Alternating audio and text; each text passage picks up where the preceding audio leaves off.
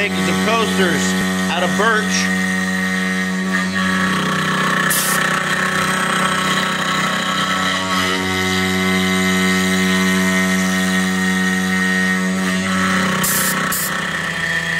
Alright, we're moving along.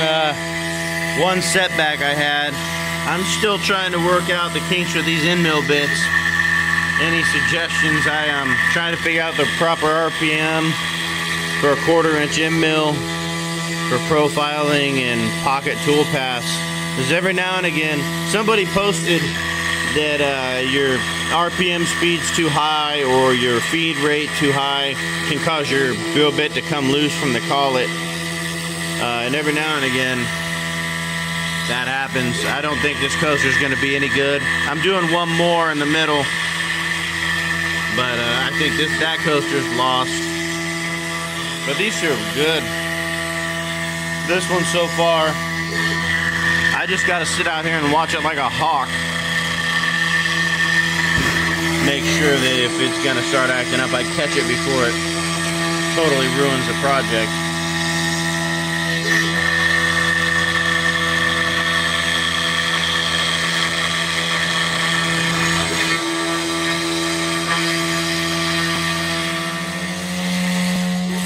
Okay, now I'm running the 3rd pocket toolpath.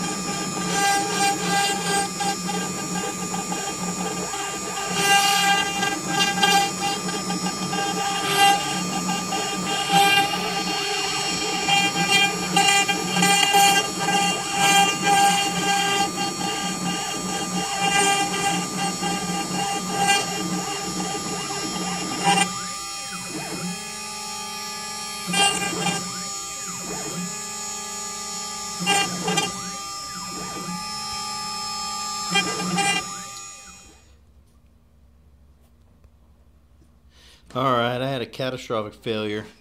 I don't know. I feel like I'm getting this machine down and I'm getting very much more comfortable with it.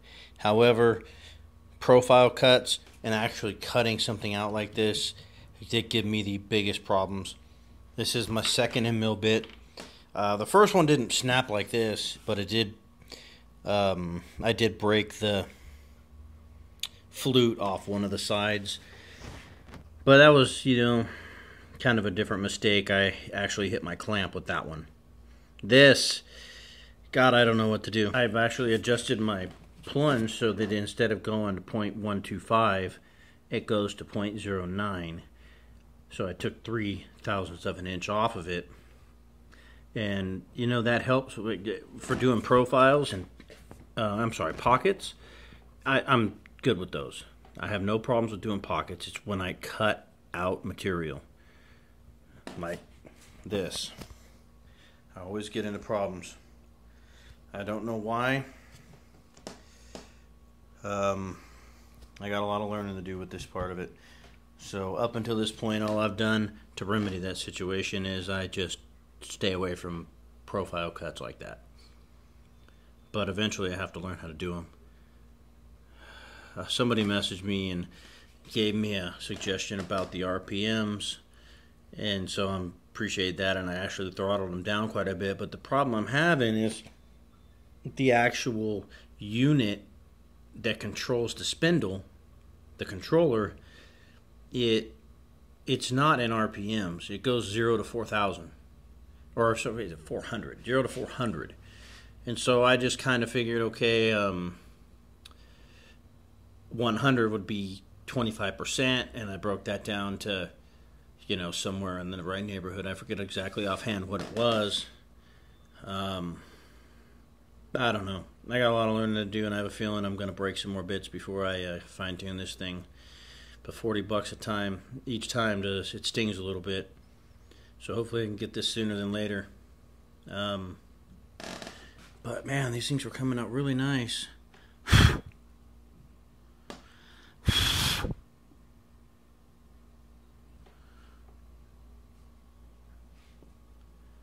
So I'm not giving up on them, but I have to order a new EndMill bit. So this video is most definitely postponed, and this one is guaranteed to be a failure. I don't know, maybe once I get it cut out, I can cut this down with my skill saw, or sand it down, or maybe even chisel it off and try to just make it a flat coaster. That might work. But I gotta make these work somehow. They look really nice. Here, move a bit so you can see them. Really nice. But anyways, well, sorry it was a failure. I'll have to learn. If anybody's got any pointers here, please throw them out there, because these profile cuts are killing me. And until the next video, hope you have a great day. Alright, so I ended up chopping them out with a chop saw. I didn't want to waste them, and I wasn't even 100% positive that once I get my new EndMill bit in the mail that I would be able to line it up perfectly and get it to cut out on the same, because I didn't mark it prior to putting it on. I didn't drill an alignment hole or anything like that, so it would have been a slow process of elimination to get it lined up right. I had this one. I don't know if I remember if I showed you in the video or not, but that was an error on my part. But I think it's alright. Someone might give me a couple dollars for it. But these I'm going to try to get between 10 and 15 bucks for. They're really nice. I thought about painting the insides, but they're so nice right now I don't even want to mess them up.